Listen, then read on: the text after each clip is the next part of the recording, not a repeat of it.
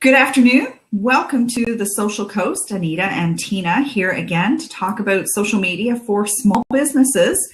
And today we've got a really timely, relevant, and maybe difficult topic to discuss. How businesses, or can businesses, should businesses weigh in on the conversations about an ongoing tragedy, a natural disaster, a death, a plane crash, anything like that. How should businesses behave around things like that? Should they be completely silent? Is it okay for them to make donations and announce it publicly? So we've got lots of different things to discuss. It was a great little topic of discussion in my social media class this morning. And I think there's a lot of different opinions on this. So obviously, this came about because of the wildfires out in Alberta, the Fort Mac fires. And yesterday, I started seeing businesses who were posting, well, it starts with the businesses who post messages of support, which in general, I think is probably okay. What do you think, Tina? Is it okay for business to say thoughts and prayers going out to Fort Mac? I think everything that's an authentic message is okay and is helpful. Yeah, I agree. So if it's not something they naturally do, then it's going to come off not authentic. It's going to seem, to some people, they might use the word sleazy or taking advantage or just not like they normally are. So that's how it started, with businesses posting things like that, which generally I think are okay. I mean, everybody here is thinking about Fort McMurray, and everybody here is hoping for rain out there, and everybody is hoping that everybody is safe. Yeah. And we're all having trouble here grasping. I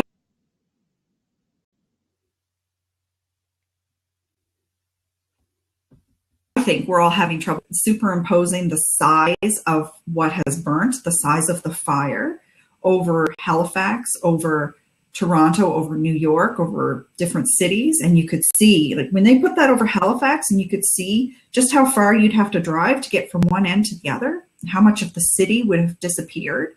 I think that puts it into perspective, and you start to realize, wow, this is a lot bigger than I thought.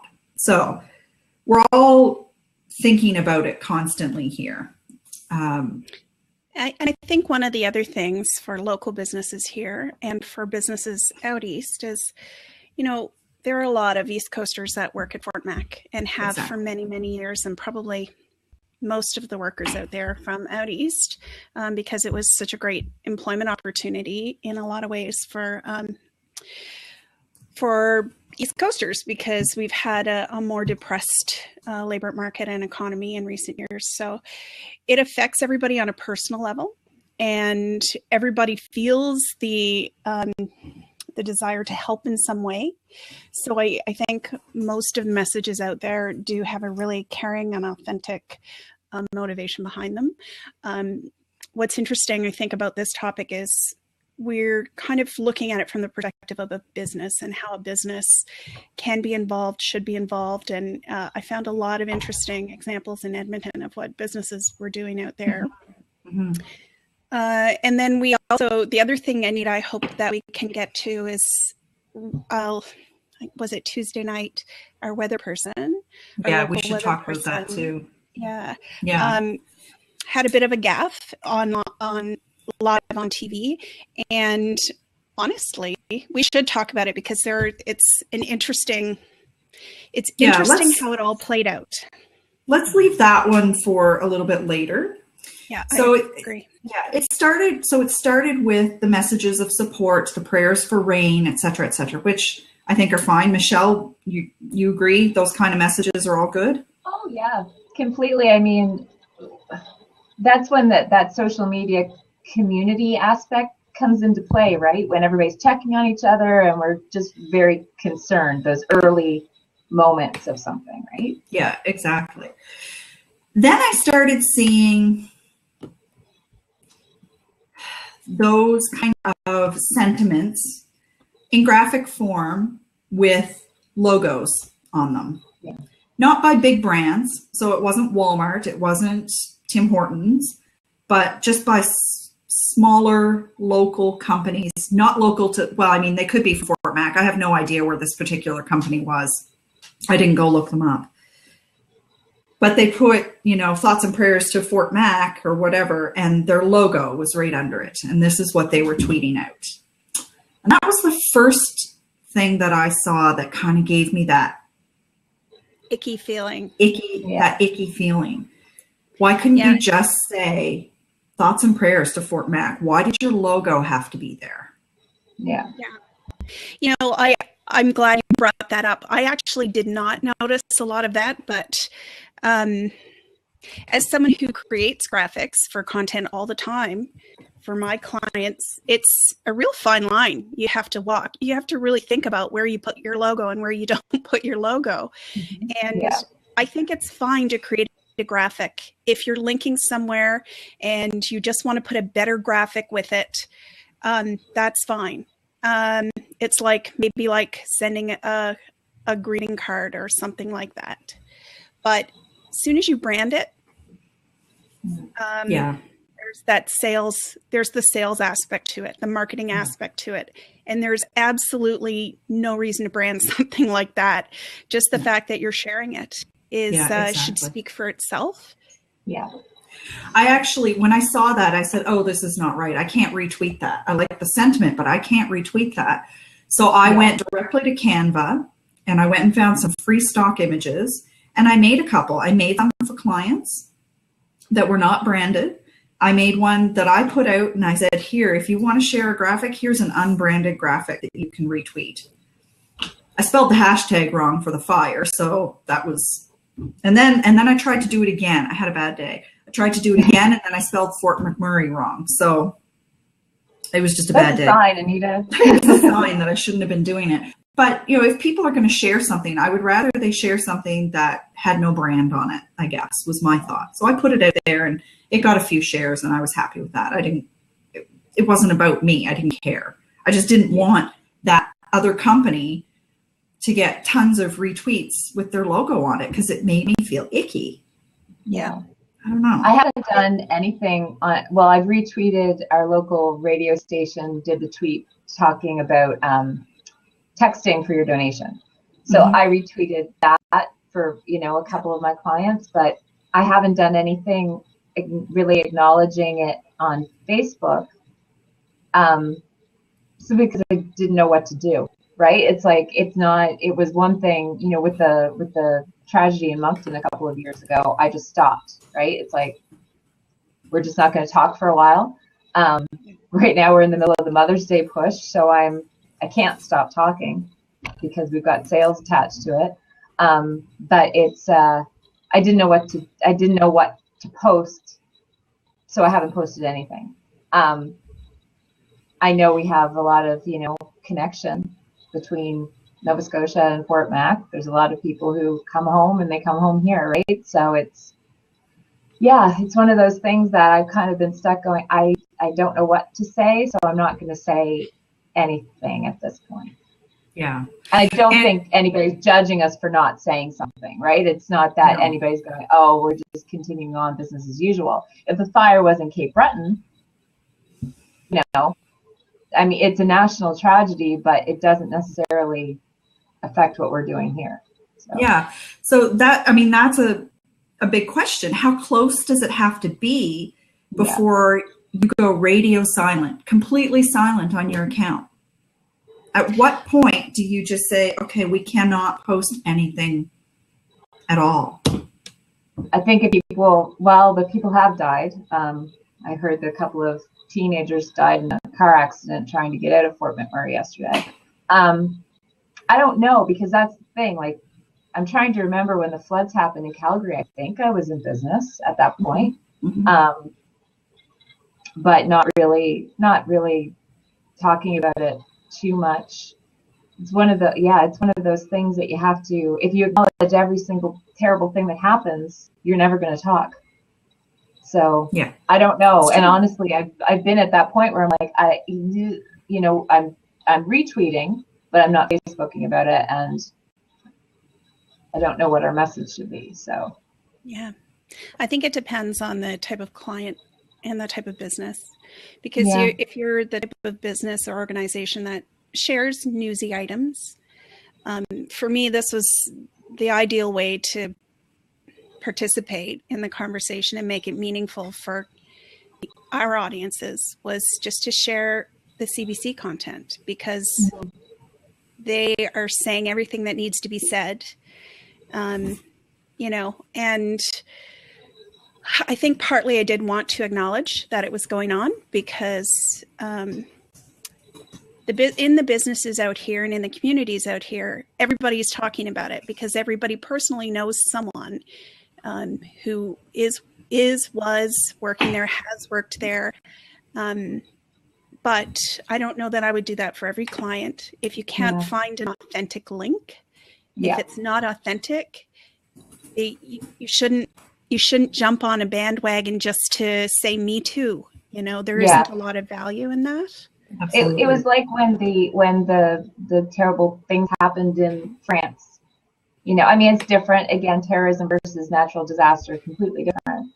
But when every single person's profile picture and became, you know, the flag and that sort of thing, and I'm like, yes, you know, there's a difference between empathy and making it about you, in my personal opinion. But yeah, I was trying to drop in the for the people who are listening in who don't know the relationship between the East Coast and Fort McMurray, Alberta. A lot of people here will fly out there to work and come home, and fly out and come home, and fly and come home. And some people move there for long periods and come home. There's a lot of people here that have been able to get work out there that didn't have the opportunities here. So there was a great editorial cartoon by Deatter the other day showing the relationship, but it doesn't seem to want to pull in here to show anybody. So I was trying to bring that in. Yeah, it was a handshake like this of the two, basically showing we're so similar because we share so many people and we're helping each other. Yeah. Adam's got a question here, and I'm just gonna put that in question format so we can pull it up. Yeah. So if you've got a question that you'd like us to discuss, just type /Q first, and then we can actually pull it up for discussion. Not that we'll ignore it, but actually we can't do that anymore, can we? It doesn't let us do that anymore. Okay. All right. Well, let's say it out loud so anybody watching the replay will know what the heck we're talking about. Okay, can we get to, I'm sorry, Echoes of My Mind, I've forgotten your name, but she had one as well. What about if the graphic has a clear visual identity that aligns with the brand, but there's no logos? So like the colors and design make it clear who it's coming from, but there's no logo. Like if there are arches, golden arches on it or something like that. I tend to think ick with that too. If you're trying to align your brand with the tragedy, you have to ask yourself, what's the intention of this, the objective, and what's the value? I mean, you know, the only purpose in participating in the conversation around a tragedy online is to do good. So to in some way be helpful, supportive. It's not about you. It's not about your brand or business. It shouldn't be. That will always have the ick factor. And I think you have to develop a sense of where that ick factor, where that boundary is, where this is okay, this is icky. And I saw a couple of things that made me feel that way when there's a radio station in Edmonton that has curated the links and information for all the local businesses who are offering help to people, to the evacuees leaving Fort McMurray. And there were so many great ways that big businesses and small businesses are helping out. You know, everything from there are a lot of different community centers, hotels, and businesses just accepting donations and helping to redistribute them. There are tons of restaurants offering free meals with your Fort Mac ID. There's a couple storage facilities that are offering 2 months of free storage for people with items that don't have a place to put those for now. I'm going to start to cry. I know. I can't believe how affected I am by this story. Well, watching, I think it's too, you know, I know Slave Lake wasn't that long ago, but it didn't seem like, we had the same kind of first person coverage as we do. Like watching the dash cams with people driving through and like the fire. Oh my God, like it's a nightmare. It's literally a nightmare.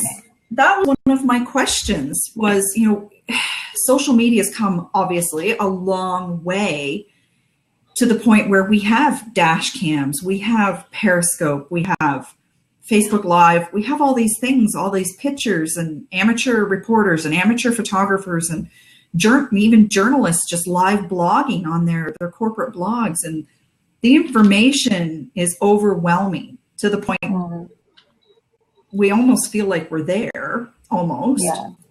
Yeah. And we didn't have that. We didn't have that we didn't have that almost 20 years ago when the Swissair flight went down just outside of Halifax. God. It's been almost 20 years. Can you believe that? Yeah. I moved to Halifax the week before that happened. So 1998. Yeah. So almost 20 years since we had a major airplane crash just outside of Halifax in the ocean. Yeah. And I was trying to envision what that would have looked like if we had Facebook and Twitter and all of these things. And I can't even comprehend what we would have seen on screen. Yeah. I think we've actually been very lucky, not us, let me rephrase that. They have been very lucky that there haven't been more deaths. Yes. And that's not the kind of footage we're seeing. Yes, we're seeing footage of the burnt out city, which is devastating enough. Now I'm going to start crying.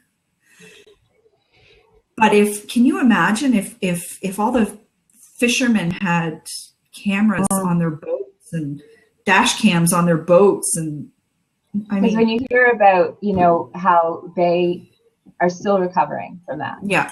Right? Like it just, even my imagination is enough when it comes to that, because just having heard accounts, and it's like, yeah, I don't know. Like I feel for the people who, like, I'm literally, as I'm watching them drive through the fire, I'm like this, because I can't imagine. I don't know if I could do that. It's like, I just like hit the brakes and I don't know. And the one I was trying to play before we started, you could hear a child in the back seat, and mom is saying, "Oh my God, look at that!" And the child's going, "What, mom? What?" Nothing, dear. And the parents have to hold it together. Yeah.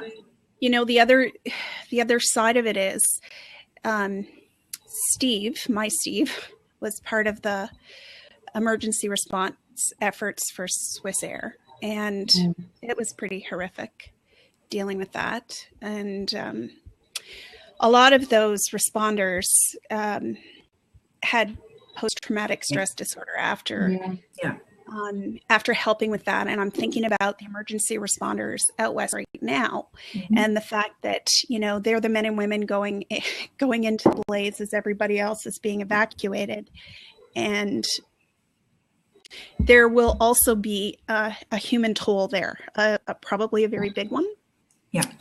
Maybe not the same, because so far there haven't been a lot of fatalities, but certainly for all the families who've completely lost their home, their neighborhood, their city, that's I don't think any of us can really grasp the fallout from that. And we'll have to wait and see how it goes. Yeah. Getting back to how companies respond to this, there are the companies that are just flat out offering really relevant help. And WestJet. All of that is, is WestJet. So families being bussed out to a remote airfield, and WestJet having 10 to 12 planes roll out ready to fly them to Calgary and Edmonton, letting their pets on board on leashes, just piling people in safely with their pets, getting the cargo stowed, feeding everybody, and getting them to safety. Yeah. And there was another, oh, stop, Adam. If you cry, we're all going to cry. It's Starbucks. There's no another turning one back. too. Starbucks Adam. WestJet's getting a lot of promotion out of this, a lot of PR. I don't intend to mean they're doing it because of that, but they are getting a lot of good PR out of this. But there was another story from a smaller Canadian airline. I think it's called Canadian Air. I think that's what it was. Yeah. Something like that. And they're doing the same thing. They're taking their planes and trying to get people out from smaller airfields. And there was pictures, and the woman said, when we walked off the plane, this is what we saw: tables and tables of water, food, fresh food, canned food, diapers, boxes of diapers, car seats, strollers, just rows and rows of stuff for these families to take. That's how businesses need to respond. Yeah. And like Labatt's that shut down their beer production and started to produce cans of water to send out. Something like I saw that last night and I thought, how do they change their cans so fast? I guess I don't understand the canning industry, but overnight, obviously, they've stopped making beer cans and they're now making completely different branded water cans. Yeah. I mean, that's a commitment. That's a real commitment to do that. I think it's okay to brand in that case. Oh, Sure. yeah. And I haven't seen anything from them. The post that I've seen on Facebook was somebody sharing it saying, hey, Yeah. Labatt's Yeah. is awesome. Exactly. That's And- completely different. And the And same even for I've seen Canadian Air. people on the flip side of the airline stuff. I saw a post about Air Canada that their rate, from to fly from Edmonton to St. John's was like $4,000, while Yeah. WestJet's was $600.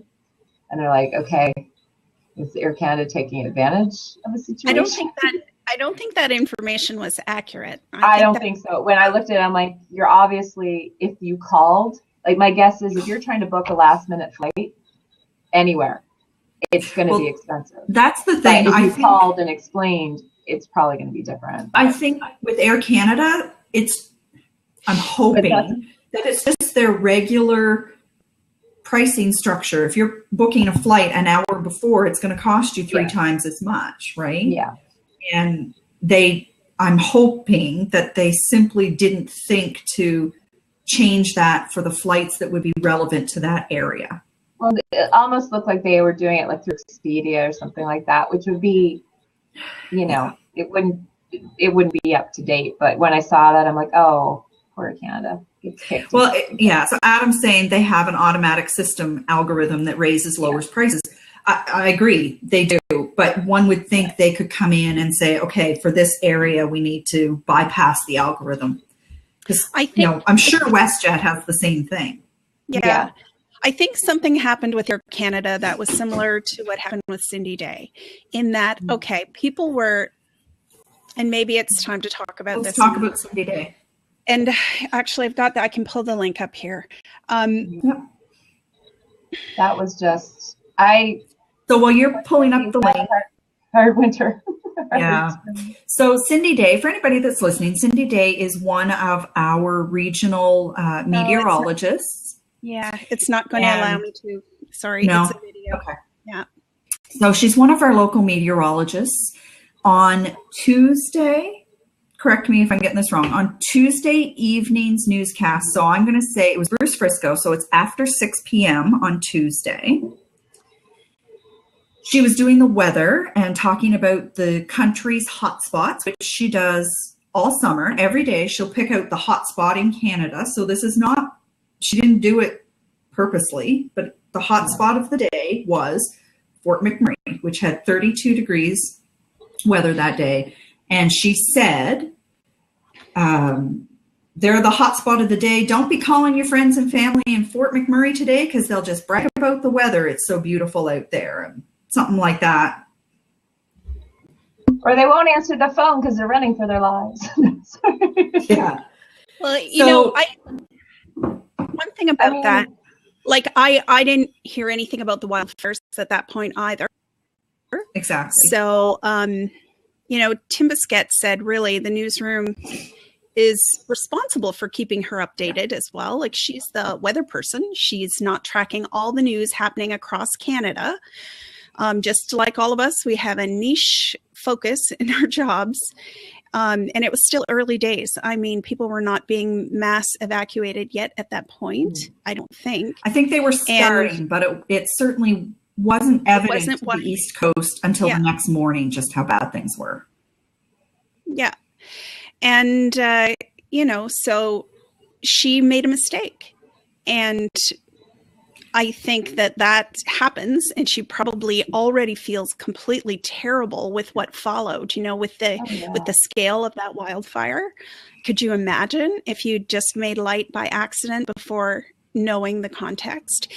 But when I looked at that footage, I thought, well, she didn't really misjudge it, because Edmonton had 27 degrees, Calgary had 26 degrees. It showed 30 degrees for Fort Mac. So it wasn't really like it was, spiking really high above. Oh, Tina, you just froze. Yeah, I think it was an honest mistake. I was talking about it last night with a friend who I work on Comedy Fest with, and last Friday we had a situation where we had a show, and one of the comedians was joking about how he had broken both his arms and what it's like to have no arms, and you don't understand. Well, we had a lady in the audience who had no arms. And I'm like going, oh crap. It was fine. Everything was fine. But it was one of those moments of, he had no idea. He didn't know the context of what was happening around him, right? And we didn't know he was going to do that bit. We could have given him a heads up, but we hadn't thought of it. But that's the thing. Like, she wasn't there going, ha, they're on fire. You're on live TV how many hours a year, and you're gonna screw up. She screwed up just when everybody was ready to launch at her with the C word, which bothered them. I'm like, the responses? Yeah, it's just not necessary. But I read the Tim Bousquet article, and I agree with him. Like, I just don't think it's unreasonable to think she might not have even heard about them. I was reading the statistics. We have, over 1,000 wildfires a year in Canada? Yeah. There's one happening in BC right now. There's over 80 of them in BC. Yeah. 80. So maybe she heard about the BC ones. Maybe she didn't hear about the Fort Mac ones at that point when she's taping that segment. Yeah. But I think the responsibility now is with her colleagues in the room, Bruce Frisco or some producer or somebody else should have said, hey, Cindy, by the way, you must have missed the news that there's a huge evacuation going on in Fort Mac or whatever. And it might have been awkward on there, but you would have seen the look of horror on her face to know she didn't do it on purpose. Oh yeah, that was not. And for Tim to actually defend somebody like that goes a long way, because I agree. Tim keeps everybody in check. And when I read that, and I'm like, for him to stand up and take a stand on this says a lot, that that people went too far. And they really did. And I saw it, and I saw it on Twitter. I didn't see it live, and I went and I clicked on the link and watched it, and I literally just went, oh no. It's just one of those moments when it's like you're watching a car wreck. Yeah. It wasn't her fault. It happened, right? And we're all human. Believe it or not, Cindy Day is a human being. Yes. Well, and that kind of goes to, sure, individual people are not businesses online, but you do work for a business and you do have a digital footprint. And I missed all that on Twitter. And I was frankly shocked when I read Tim's article where he curated probably the worst of the comments. I recognized a lot of those accounts, and I just thought, wow, you're known in the community. And what you just said publicly is so disgraceful, so hateful. Cindy can recover from making a mistake. Can you recover from being this hateful with no provocation whatsoever? Yeah. I don't know. I don't know that people can fully recover from being hateful like that. And, you know, you may not be a business online, but yeah. It's that knee-jerk reaction that it's like, oh, we have to be angry. And that's when I hate social media at those points, because I'm just like, oh my God, stop. Just stop and think. Because I think, Tina, did you post something about how your words also live on? Like you become part of, and I was like, I definitely, when I read what some people said, who are accounts I follow and interact with, and I'm just like, oh, seriously? Yeah, exactly. I mean, and I said something to that effect too when I posted about it. You know, you think her action, her words that she said are going to follow her forever. Well, you just called her a really disgusting word and said a lot of bad things. Well, you know what? We can't forget what we saw about you too. Yeah. And I mean, everybody is poised to jump on her now, right? Yeah. Like there's two things that the social community has jumped on her for in the past few months. And it's like, oh, like I feel for her, because she must just be like, just say the weather, don't say anything else. Yeah.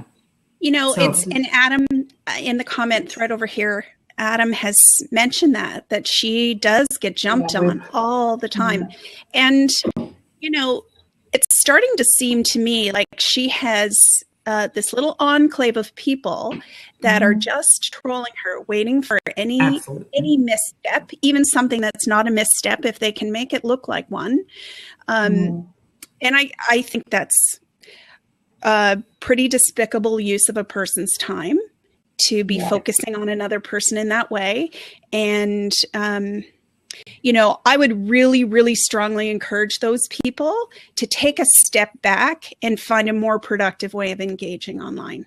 Yeah, absolutely. Well, let's see, you know, and it's interesting because there's a website that's kind of dedicated to either loving or hating YouTubers.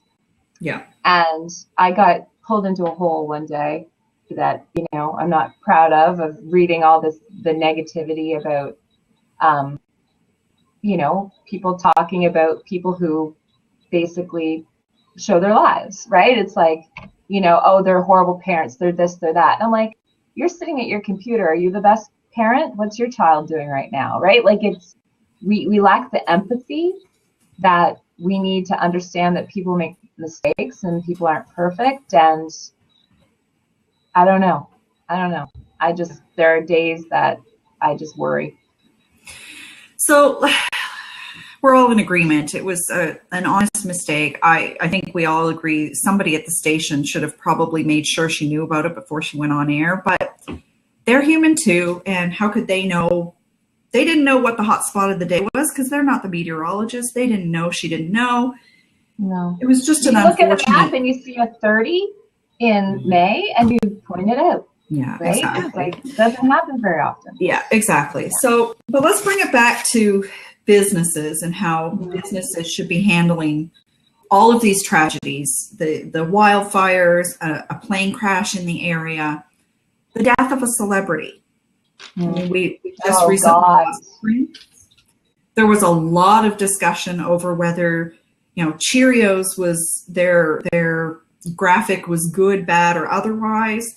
I think Corvette did the best job, and it wasn't even on social media. It was a print ad. I think the Corvette one was perfect. They had a direct connection to Little Red Corvette. Yeah. It was just a headline and a front of a red Corvette. I thought it was very tasteful. I found an article this morning, actually, that some people actually thought it was the worst one of all. Oh, so it was better. Like I saw so many that day. Like I follow a few different jewelry companies just because of clients, and there was one of them that did like an amethyst, a purple amethyst, and something. And I'm like, honestly, no. Like it's not your tragedy. It's not your place to butt in and say, because I mean that's what our feeds were that afternoon. I sat here like bawling my eyes out. Honestly, I was not a happy girl that afternoon or that night, and listening to music and kind of again, that's when social media is at its best, and you can join together to commiserate on something. Like, I can't believe this, and like so much a part of. I mean, we're all in the same age bracket. You know, he's a part of our soundtrack of our youth. And but then when you see those, like the Cheerios ad, I was just like, I get it that you feel like you need to acknowledge, but you don't need to acknowledge. Like, you don't need to. You don't have to turn everything purple. No. Right. It made perfect sense to me for MTV, Much Music, Spotify, Pandora, Billboard, whatever. It made sense to me for them to go purple with their logos. Yeah. They had there was a connection there. Yeah. It made sense to me for Chevy to have the little red Corvette ad in the newspaper the next day. Yeah. But it didn't make sense to me, the alcohol company that put big purple drips of wax down the top of their bottle. What? I don't know. Maybe that was his flavor of alcohol. I don't know. But it didn't make sense to me. No, Cheerios. I don't know. What'd you think of Cheerios? Rest in peace with the little Cheerio over. I didn't think it was that bad. I just didn't see the point. Like, Yeah, to me, I'm like, maybe What? Cheerios were his favorite cereal. I don't know. I just didn't see it at all. I didn't You even didn't see see the it? post. I didn't have a huge problem with that. The 3M one, the 3M, they changed the circle in the middle of their logo to a raindrop and went purple. I thought that was tasteful. I didn't have a big problem with that. Yeah. This article that I read, I'll pop the link in here, is actually talking about the only way you can probably prevent backlash, no matter what you do, is going silent, just not saying anything. Like you said earlier, Michelle, nobody's complaining that you're not talking about it. Yeah. I mean, and that's it. It's the clients I have that I feel, if one of my clients came to me tomorrow and said, listen, you know, we're gonna collect donations or whatever. Yeah, great. Because like I said, there's a connection there. I know we have customers who are out in Fort Mac, that kind of thing. But until then, we don't really have anything to say, so I'm not cluttering up the conversation just to say it. Yeah. Also, like I said, we're in the middle of Mother's Day push. It's going to get lost because honestly, the majority of my posts for the past 10 days have been about, you know, sales, Mother's Day and stuff like that. And I'm like, it's just going to be that one little post that has 400 views. Well, everything else is like in thousands because it's all promoted. And I'm like, I don't know. To me, it didn't feel, sometimes things feel, again, when Moncton happened, I have a client who has a store in Moncton. So I was like, we're not talking, we're done. We're not talking until this is sorted. Pulled everything that was scheduled. Once it was done, I think I shared, there was a really nice image, like a political cartoon image that had come up, and I think I shared that. But then keep in mind, from a non-social point of view, we had issues with that client with the local newspaper in Moncton because it was close to Father's Day, and here was this big article about the shootings and our ad for celebrating dad, and here we've lost these dads, which became an issue. It was beyond our control. We relied on the paper to have some sense of decorum. Contact. Yeah, contact, exactly. And that became a major, oh my God, that kind of just popped back into my head. But it wasn't a social thing, but still big misstep, right? It's like, okay, here are these dads who have been lost, and we're saying celebrate dad. Yeah. Except we see ads like that get put next door to articles. You know, we see the articles about how, I don't know, how gastric bypass is such a bad thing for people, and then you see the ads for Weight Watchers or whatever beside it, right? Yeah. So we see those things happen all the time because they're siloed. They're siloed. The content is siloed away from the advertising, away from the designers, and they just don't. They're not reading everything. So exactly. It happens. Well, it does. And again, we are all sin today. We're all human. We are all human. So what other, a couple of other things. Are there other big events that businesses need to be really careful about deciding whether or not they're going to join the conversation? So we've talked about the wildfires, we've talked about Swiss Air or plane crashes, we've talked about celebrity deaths. I think, you know, whether or not you weigh in on something like the Nova Scotia Film Tax Credit, you have to think really carefully about that. A lot of people in Nova Scotia would say that was a tragedy. Yeah. And I mean, I have a connection there again, you know, with Comedy Fest. But if you go to a show, as the host, Mark Critch is always talking, you know, when the camera guys come out, he's like, Nova Scotia Film Jobs right there, everybody. And he introduces and says, this cameraman, he works for Land C, and this cameraman does this, and the sound guy, this is what he does. And because we basically just pull them in for 4 days, right? Which is fantastic in that context. My context is just as the festival, we would go on with or without the camera. So I let them do that conversation. Yeah. I let the production aspect, I kind of leave it alone. But even if comedians pass away, I don't acknowledge it for Comedy Fest. I just, you know, because I simply think it would just be too much. You know what I mean? It's, yeah. We kind of focus on what we do. We focus on the festival. Now, I mean, that account will be quiet for the next while. But yeah, and yeah, the film jobs are a big deal, but I don't think it's our place as the festival to take a stand on that. So I don't. Yeah. I agree with all of that. I mean, just kind of avoiding also political talks in general is wise, because your target audience has their own private political views. And no matter who your target audience is, they're diverse. And sometimes your idea of a tragedy in politics is somebody else's idea of victory. Yeah. Like come November, are we going to talk about who won the election? No.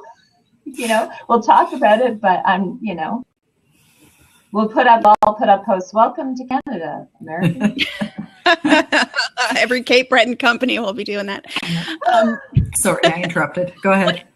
Well, just one of the ways that I think that I'd love to see some businesses get more involved with a type of tragedy online is online bullying. And I'm thinking particularly of any business that supports young people and, you know, the health and wellness of young people.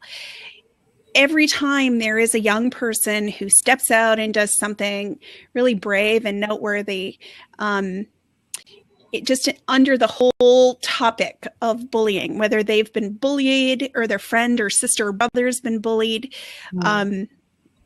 I think that is an appropriate and great time to jump on board and become part of the viral conversation, but find a way to support that person and their message in a really meaningful way for a lot of other people.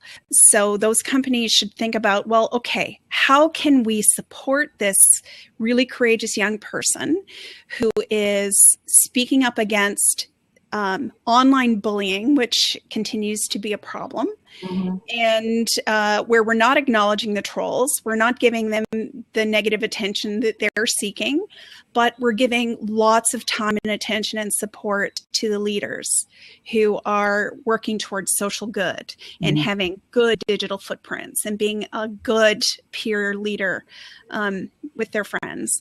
You know, like, so the question is, so what can our company do to really support not only that person, but everybody like that person, you know, to boost their sense of confidence about taking some leadership with doing the right thing? Because young people, I think, often really want to do the right thing, but there's so much peer pressure in that age group to just fit in and be silent if you can't fit in, and be silent if you think you might be ostracized for taking the right side on something. You know, it's just, there's so much going on psychologically with that peer group, that I think the more support they get, not only from adults in general, but companies that they admire and respect, and companies actively taking a role. Like one of the website or one of the pages on Facebook that does such a great job of this is A Mighty Girl. And there are lots of pages like that, but just constantly supporting the young heroes that, you know, they're everyday heroes that are just doing their part to make the online space better, or to make the world better, or, you know, doing something socially good. So I think companies can be more proactive than they are, and more creative and more supportive and giving. And so we've got a great example of that happening in Halifax right now. It's not around bullying per se, but a young girl in Dartmouth, I think she's 13? I haven't really read, and I haven't watched the clip about her, what do they call it? It's not poetry. What do they call it? Spoken word. She did a spoken word presentation somewhere recently about sexualized violence. Oh, wow. Yeah, and she's like 13, maybe 15. And she's got a lot of attention because of that. I've seen many posts about her and many links to her thing. I just haven't had the time to watch it. But there's a perfect example locally where we could be supporting her. And I think she's getting lots of good support.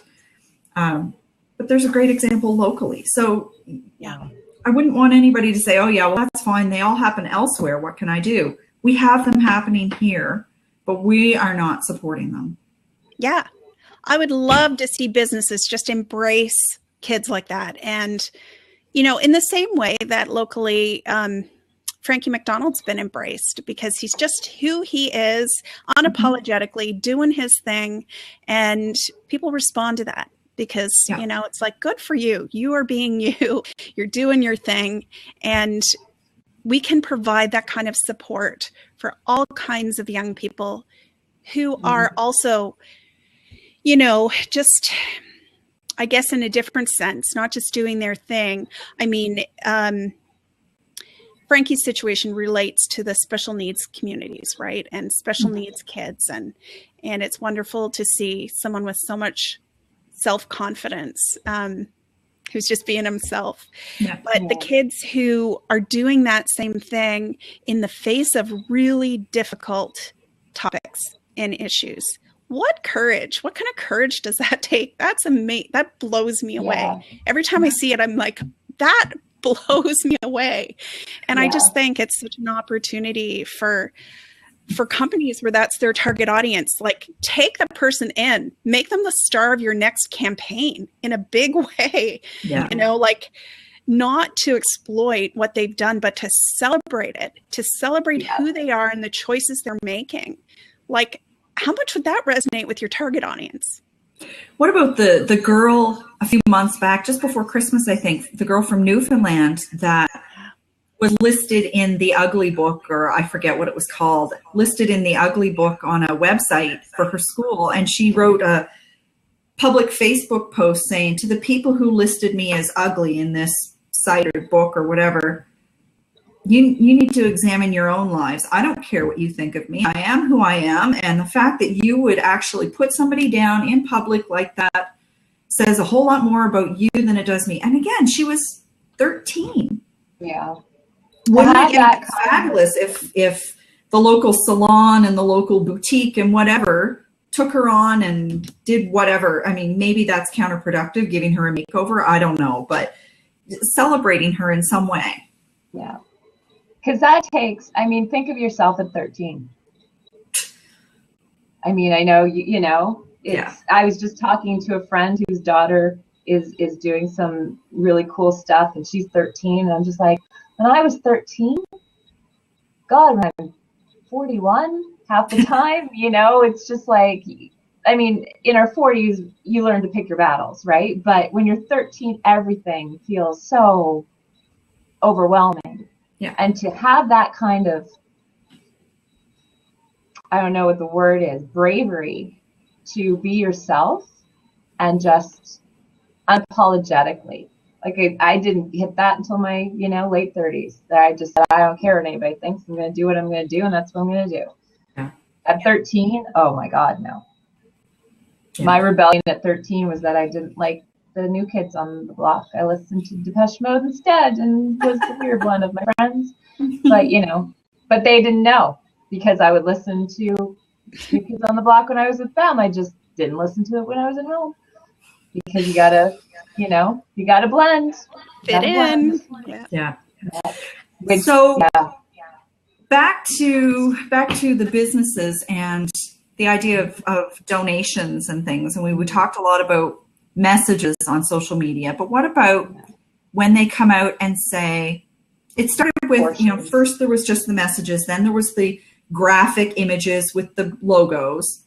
Yeah. And then, after 20 hours, I start seeing, we're donating all the proceeds. Walmart's donating $500,000. WestJet is doing this. CIBC is putting, Sobeys is like up to 100,000. I think they're exactly. But then I saw one that said, we'll donate 5% of proceeds for this weekend's sales to the fire. Yeah. And I went, ooh, 5%? That doesn't seem like a lot. The thing is, with retail, just again, from client knowledge, they don't have a lot of cash to donate. Right. Mm-hmm. So even locally, I know one of my clients, they very rarely do cash sponsorships, but they're happy to give product. Well, that product's not going to do anybody in Fort Mac any good. So in order to, I don't know, cash, there's that aspect to it, right? But it's, people, what if someone has really lost all their house and almost all their possessions? Yeah. A gift certificate could be really useful for a family like that down the line, that they can use in the next 6 months that helps them get back up on their feet again. I saw a couple things like 30% off your purchase at Old Navy, 40% off your purchase at Bootlegger with your ID. And I just thought that's just like being on their email list and getting their weekend sale notification. And it felt icky to me. But then I thought, well, they're trying to help. But I think the real help with a big chain like that, and I don't understand it completely. Maybe they're franchised and their profit margin isn't that huge. But if you want to extend help, give a gift certificate, $25 gift certificate with your ID. That way you can spend $25 you want or more if you want, but what you're getting is free. It's not a come in and spend your money and we'll give you a break because you're the victim of a tragedy, which doesn't, it feels a little bit, has that ick factor to it. Yeah. So I actually, when I saw some of these starting up yesterday, I posted a Twitter poll and I got a fair number of responses so far. There's 34, so it's not huge, but so my question was, and I popped the link there in the chat, is it okay, in your opinion, for a company to donate a percentage of sales to the YMM fire victims? Vote and comment, please. Okay. Right now, it's sitting at 65% are saying, yes, it's better than nothing. And 35% are saying, no, donate without strings. Yeah. And I was on the donate without strings camp. I saw the ad for, 5% of sales will go to the victims. And I thought, why not just make a donation? Don't tie it to your sales. That's what bugs me. We shouldn't have to buy something for you to donate if you want to donate. I understand what you were saying though, Michelle. The consumer's slacktivism, right? Because they feel like they're doing something when they maybe can't do something. So, and I'm being a devil's advocate. So, if there's a company that's doing that and I feel good about it because I maybe can't give. I don't know. With our backgrounds in fundraising and nonprofit, I've hit this all the time. To me, McHappy Day is like that. Come buy I bought a Big Mac of McHappy Day because I was too tired to make supper. I did not. I am not a McDonald's supporter. But Big Mac, I don't like them. But I bought it because I'm like, well, if I'm here and if it's McHappy Day, I might as well get the Big Mac because then at least some of that money is going somewhere else. You know what? I did exactly the same thing, Michelle. I was leaving an appointment and I needed lunch before I got to my next one. I went through McDonald's because it was the nearest fast food chain on my route. And I got there and it's McHappy Day. And I'm like, oh, okay, well, what do I have to buy to support McHappy Day? And it was a Big Mac. So I had a Big Mac. And I never buy Big Macs ever because I don't like them. Well, they don't agree with me. So I regretted it later. But exactly. But it's that kind of thing, right? It's like I can go to Dairy Queen on their day, and that's a guilt-free blizzard because it's for the kids. Well, what about this one? This is one I saw in Edmonton. Come in and $2 from every purchase of this beer. What was it? Wood Buffalo or something beer will be donated to the rescue efforts or the support services. $2 from every one of this type of beer. How much is the beer? I get the same feeling about that as I do the 5% of proceeds. Yeah, I have really, honestly, mixed feelings on it. And I, like you said, over a decade as a fundraiser, and I never consolidated how I felt about it. You'd be happy when you got it from businesses, but at the same time, you're like, well, just make a donation. That being said, too, it also comes from a corporate point of view. It comes from a different pot of money. So it comes from their marketing. It doesn't come from their I'm about to make an argument. It doesn't come from their philanthropic giving, so that they don't have to use up. So say, you normally give $100,000 to a variety of charities. Well, then something horrible happens. Well, you don't want to take money from that $100,000 that's already going other places. Yeah. And, because that's what happens. Like when the tsunami happened, so many charities suffered because people were giving to the tsunami, to the Red Cross, because it was Christmas and everybody was at home and it was top of mind. And so local charities, I think I was at the Kidney Foundation at that time, we actually saw a decline in our first quarter of donations. So it's a way for them to give without reallocating their giving, because it's not a constant thing, right? It's a immediate response. Well, we want to do something, but what happens when ABC charity comes to us in 6 months looking for major sponsorship of something? Yeah. So, yeah. And so that's one of my questions. Is it different? And this was the conversation I had last night. Is it different when it's a constant campaign for a cause as opposed to a spontaneous campaign for a tragedy or current event? McHappy Day, it's an annual campaign to really, I think, yes, it's to fundraise, but it's more to promote Ronald McDonald Children's Charities, I think.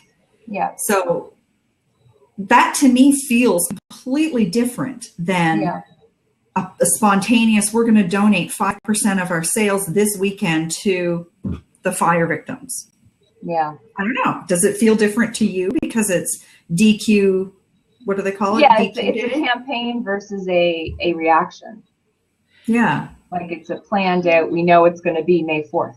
Next year will be May 3rd, right? Like, yeah, I mean, and that's, guaranteed, a chunk of companies that do it are doing it for the promotion, right? They're doing it for the fact, look at us, we're good guys, we're doing something. And like, but if that's the way they feel they can give back, that's great. I don't, again, like I can talk myself in circles on this subject because I can argue both sides of the coin. But it's that difference, like in a month, nobody's going to be raising money for this cause anymore because we're going to be on to the next, something else horrible is going to happen in the world. And we'll be on to the next thing.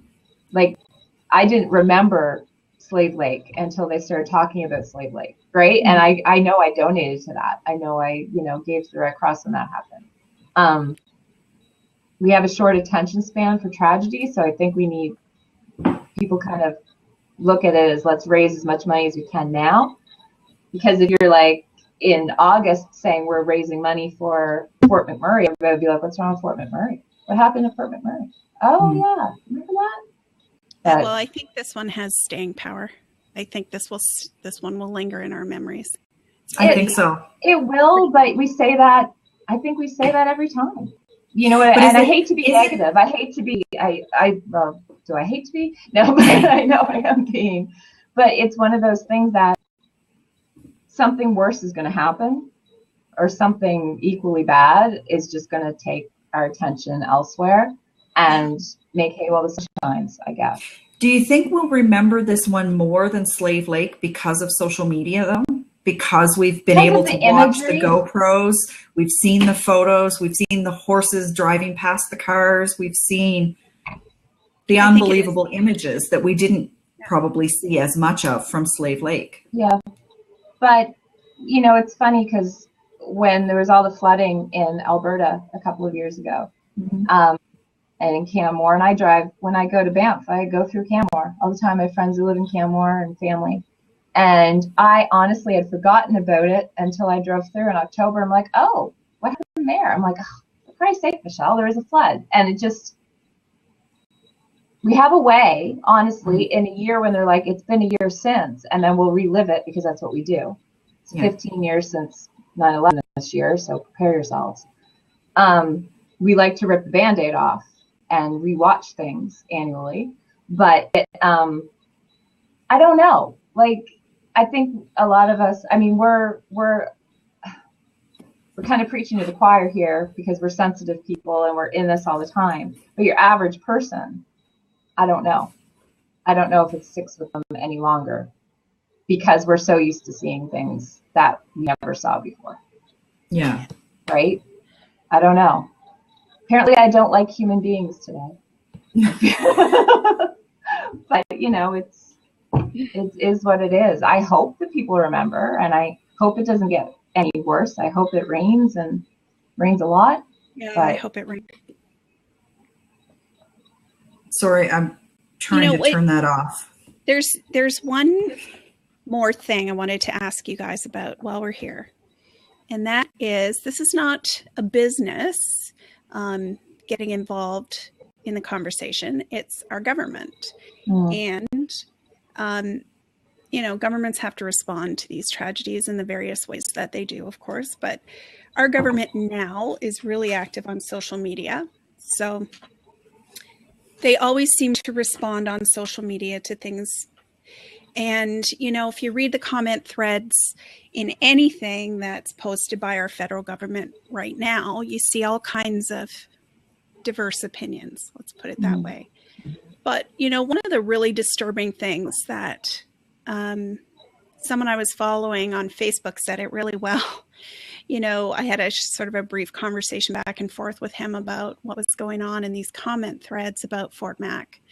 And, you know, people saying really kind of irrational and random things like this is God's retribution for the oil sands, or this is karma, or this is Mother Nature's way of striking back, or whatever. All of these comments that somehow the people in Fort Mac deserve what's happening to them, that this is, you know, could have been predicted, and this is all, you know, somehow fated to us or karmic in nature.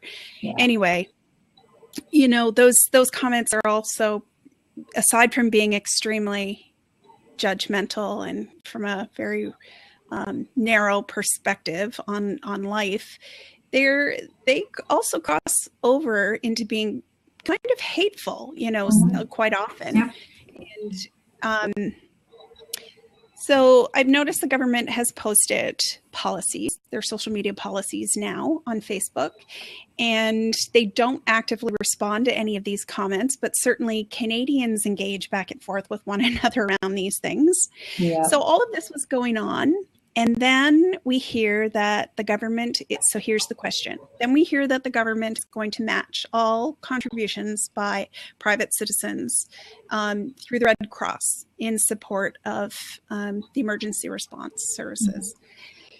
And, you know, actually it was Anita, it was your post that even alerted me to the fact that you could do that by text, right? So I was really kind of behind this whole thing. I was not on top of what was going on at all. And I immediately looked into it further and made my little tiny donation. And I thought, well, I hope lots of people make their little tiny donations because it'll all add up. Mhm. But then I heard, okay, so the government's going to match all these donations. So then the response to that by Canadians and everybody else is also very, very mixed. Mhm. So what's your response to that? I have mixed feelings about it. They're matching my money with my money. And while I read yesterday, the Red Cross has received $11 million in donations. And I think that's fabulous. That means the government's going to put in $11 million. They've got $22 million, which should do a lot of good, but it's probably not nearly enough. But it is our money. It's not like it's coming from some unknown source. It came from us. It almost feels, I don't know how to put it into words. I'm happy that they're giving the money, but they were going to give the money anyway, probably. So I think I'm trying to look at it as they're doing it to encourage more people to give. If you give $5, it becomes 10 because we're matching it. Yeah. So I hope that that's what it's doing. But at the same time, it's like you were going to give this money from the emergency fund anyway. And they do it for every, again, harking back to the tsunami, they did it for that. Anytime there's a major drive by the Red Cross for like Haiti, they did it for, it's, I think if they didn't do it, we'd be like, why isn't the government matching? They always match, I think I agree. It's a way of encouraging citizens to donate because they feel that their $5 will now become 10 and that makes a difference. Yeah. So what did the comments say? Well, much along the same lines. I didn't, I confess that I stopped reading the comments at some point. But yeah, just your basic, the comments are always basically the same.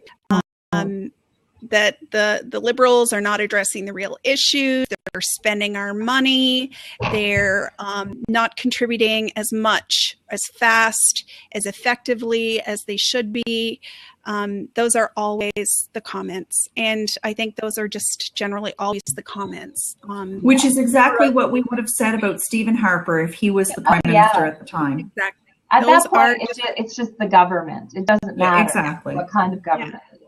Why isn't the government helping? I looked at it kind of the same way. I mean, I did not look at it in terms of, I didn't look at it in a really cynical way.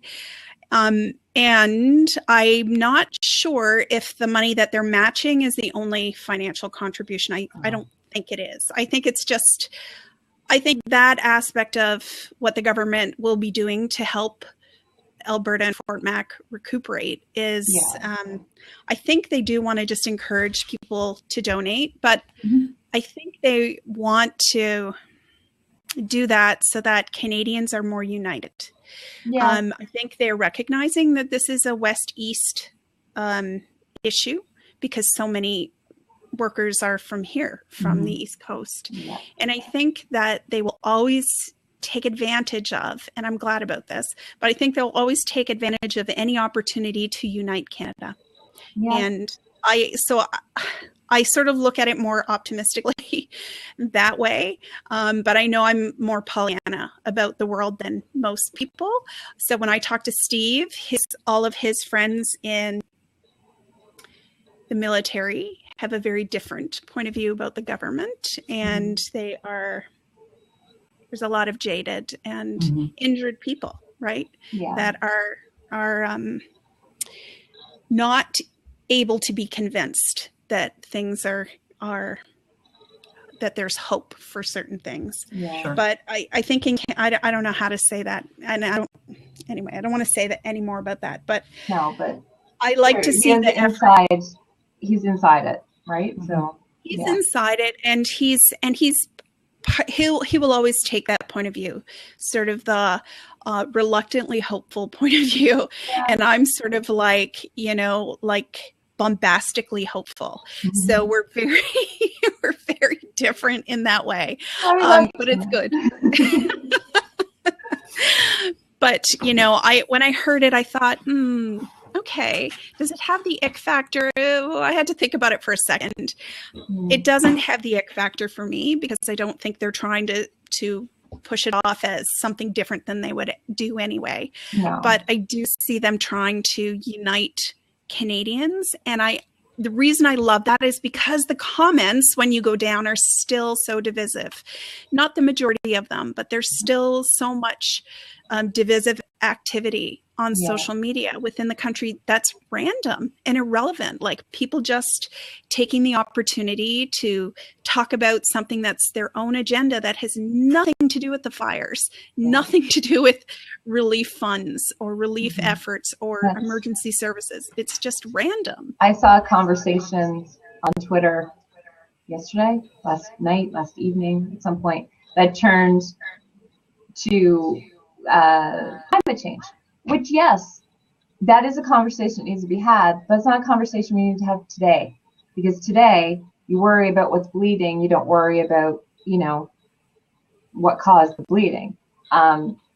It's looking after people first, and then we'll have that conversation. But it's funny when I saw that too, where people were, and I don't know if I'm making this up, that's like an NDP member of the parliament. Elizabeth May. Did she say this is about the God's wrath and all that jazz? Oh, sorry, no. That one of somebody in Alberta. I don't know. I won't say that because I don't know if it's true. But they did the same thing with Katrina, right? That New Orleans deserved it. That nobody deserves this. No.